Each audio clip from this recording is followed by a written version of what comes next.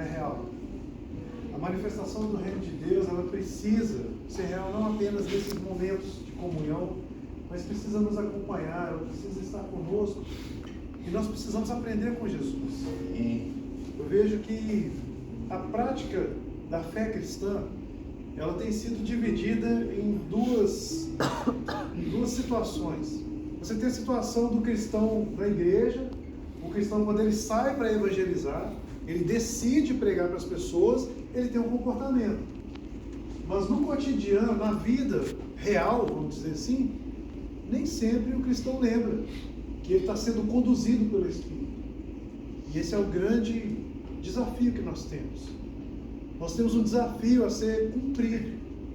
Eu quero contar com vocês para a gente poder desenvolver esse assunto, para a gente trazer isso e internalizar, para a gente poder praticar. E sem delongas, se você quiser abrir a sua Bíblia, abre em Lucas, capítulo 23, do 34 ao 43, vamos ver um trecho grande aqui, que é justamente para contextualizar. É o momento da crucificação. É quando Jesus dá uma lição, talvez das mais difíceis para que a gente possa copiar. É uma das lições que mais nos desafiam enquanto cristãos. Que é justamente, porque que a gente é cristão, que a gente entende que aquele sacrifício é um lugar onde eu deveria estar. Estar pregado numa cruz, estar sendo acusado é um lugar onde eu deveria estar. Só que é acusado justamente. E ele foi acusado injustamente. Quem quiser pegar a versão NVI, às vezes está no celular, muda para NVI, acompanha melhor. Lucas 23, 34. Jesus disse: Pai, perdoa-lhes, pois não sabem o que fazem. Então, dividiram as roupas dele, lançando sortes. O povo ficou observando, e as autoridades o ridicularizavam. Salvou os outros, diziam.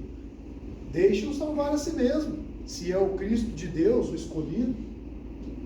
Os soldados, aproximando-se, também zombavam dele, oferecendo-lhe vinagre, disseram: se você é o rei dos judeus, salve a você mesmo. Havia uma inscrição acima dele que dizia: este é o rei dos judeus. Um dos criminosos que ali estavam, dependurados, lançava-lhe insultos: você não é o Cristo? Salve a você mesmo e a nós. Espertinho, né?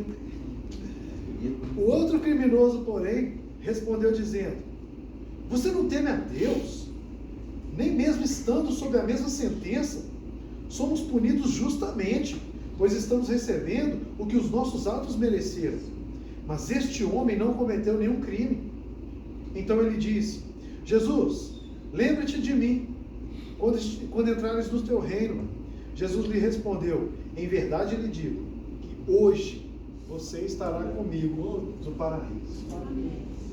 É maravilhoso ouvir isso, Jesus. É maravilhoso. É uma cena que é uma das cenas que a gente lê na Bíblia que a gente consegue enxergar, né? É uma cena que ela é autodescritiva, ela é autoexplicativa e traz uns elementos muito interessantes nessa narrativa. E aí, agora trazendo toda essa questão, né? A gente vê aqui que é a mesma cena, várias pessoas ali presentes, várias interpretações sobre o mesmo assunto. E é o que acontece na nossa vida cotidiana. Eu quero trazer essa perspectiva para a gente poder pensar. Porque a grande questão, o que desafia a gente, não é o fato em si, mas é a interpretação que nós temos sobre cada fato. O que nos machuca nos eventos da vida, o que gera traumas em nós, não é apenas o que acontece, é o que nós interpretamos do que acontece. E essa é a grande diferença que a gente vai ver. Então tinha pessoas ali que estavam olhando para Jesus sendo crucificado e falaram assim: ei, deu tudo errado. O cara chegou, fez um alvoroço, pregou, fez milagre, mas para ele mesmo não fez nada. Outros falaram: meu Deus, é o meu rei, eu o reconheci como rei, ele está sendo crucificado, e pessoas sofrendo ali, sabe, com toda a intensidade. Maria, por exemplo, né? Maria Madalena, a própria Maria, mãe de Jesus. Imagina o sofrimento dessas mulheres, sabendo quem ele era, filho. Poxa, imagina seu filho sendo assassinado. A outra falando, o cara me libertou de uma escravidão demoníaca. E agora ele está sendo pregado numa cruz injustamente. Olha a revolta que isso gera. Para nós, já é difícil hoje, a gente lê isso e a cena nos comove. Eu li aqui, eu tive que segurar aqui, porque é uma cena que me comove. Fica lembrando disso. E olha que eu nem lembrei da cena do filme. Eu projetei aqui a cena de novo, de uma forma diferente para trazer para vocês. E a gente começa a ver. E aí outras pessoas falando, só mais um agitador aí, como a gente canta, né? E agora, quem dizem que tu és um profeta, um agitador qualquer?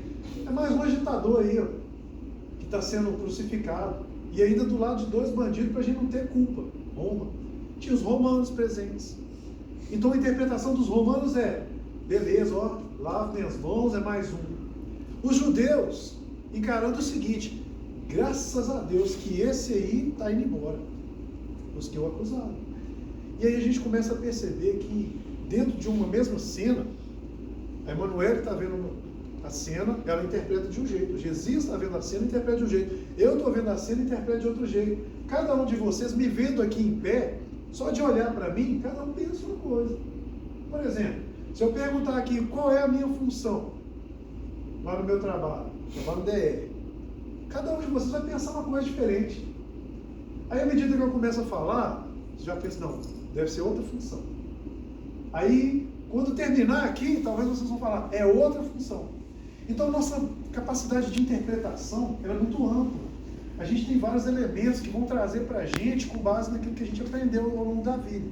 E onde eu quero chegar com isso?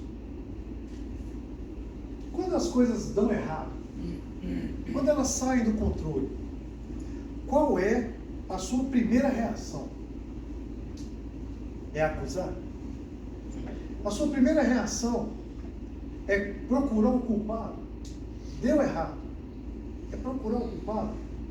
Ou deu errado com você, te prejudicou, você vai se vitimizar?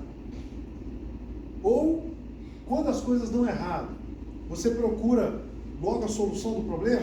Vamos saber qual é a raiz desse problema? Quando as coisas dão errado, você percebe que foi uma outra pessoa que foi responsável. Você acusa ou você acolhe essa pessoa e ajuda ela a tirar uma lição daquilo?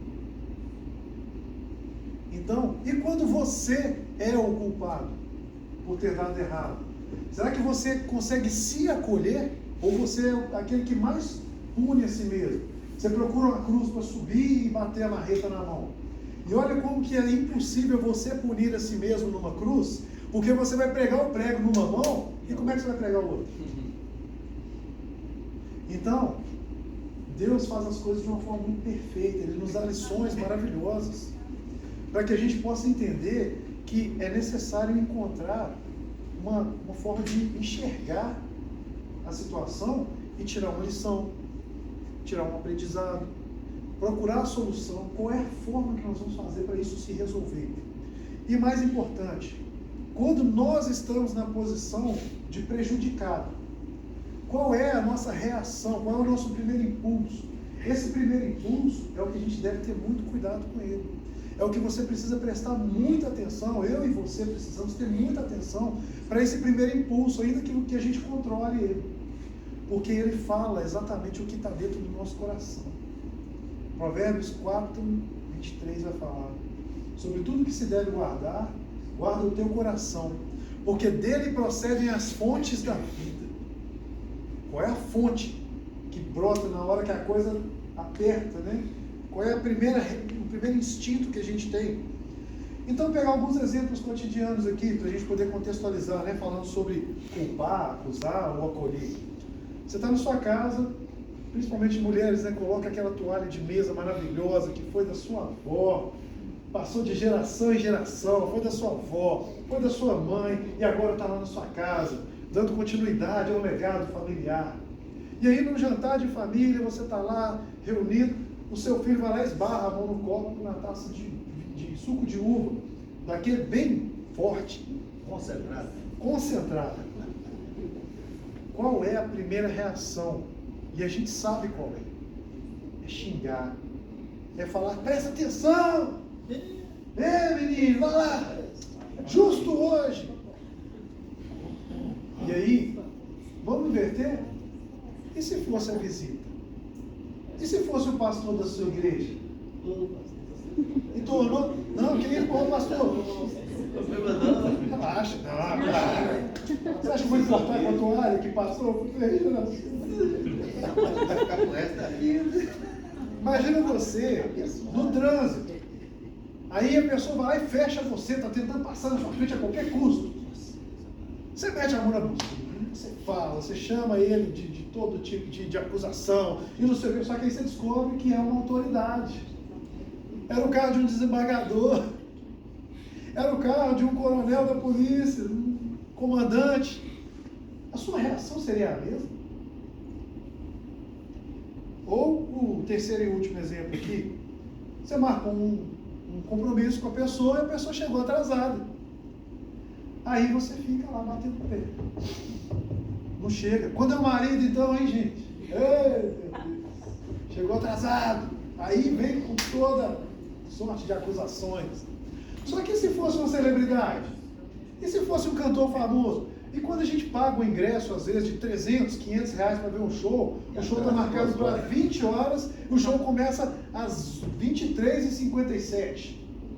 A gente nem reclama. Não, é artista. É artista. E quando nos acusam? E quando as pessoas nos acusam, o que a gente pensa? De morrer. Ah, se fosse eu no lugar dele, se fosse eu no lugar do meu chefe, se fosse eu no lugar de fulano. E aí a gente vai aprender uma lição aqui muito importante, do que Jesus faz. Quando ele está na posição de prejudicado, quando ele está na condição de acusado, quando ele está na condição de condenado. Ele é o mais prejudicado de todos. Ele tira a acusação dos próprios acusadores. Jesus é aquele que tira a opressão de cima dos opressores. Jesus é aquele que regenera o degenerado que estava morrendo do lado dele. Jesus é aquele que entra num problema para resolver o maior problema da humanidade. Ele se expõe ao problema. Ele não nega ali aquela realidade de que era necessário alguém sofrer. Era necessário que um justo sofresse pelo injusto para poder pagar o preço de uma só vez. Para a gente não mais precisar ficar matando animais, para a gente não mais precisar ficar dependendo de rituais, para a gente não mais ficar dependendo de interpretações diversas de uma coisa que resolve em uma única pessoa, a saber, Jesus Cristo e este ressurreto. A ressurreição de Cristo, quando Jesus fala, Pai, perdoa-lhes, eles não sabem o que fazem. Isso precisa reverberar na nossa mente e no nosso coração. A gente está precisando olhar para a realidade da nossa vida, olhar para o nosso cotidiano com um olhar verdadeiramente cristão. A gente tem um número tão expressivo de evangélicos e o Brasil continua uma nação extremamente atrasada em vários aspectos. A gente poderia entrar em vários aspectos aqui, a começar pelo aspecto político. A gente está em ano de eleição presidencial, não dá para deixar de falar da importância disso. A pessoa que pensa diferente de você, cuidado com a forma como você julga essa pessoa.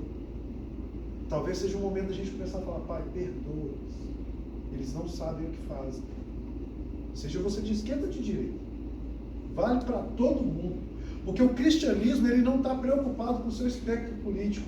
O cristianismo não está preocupado com o que você faz na hora que você chega diante da urna eletrônica. Ele está preocupado com qual é a sua intenção no seu cotidiano como cidadão. Dentro da sua casa, a começar dentro da sua casa. Porque tem gente que não conversa com parente por causa de política. Tem gente que está sem conversar com pai, mãe, irmão, primo.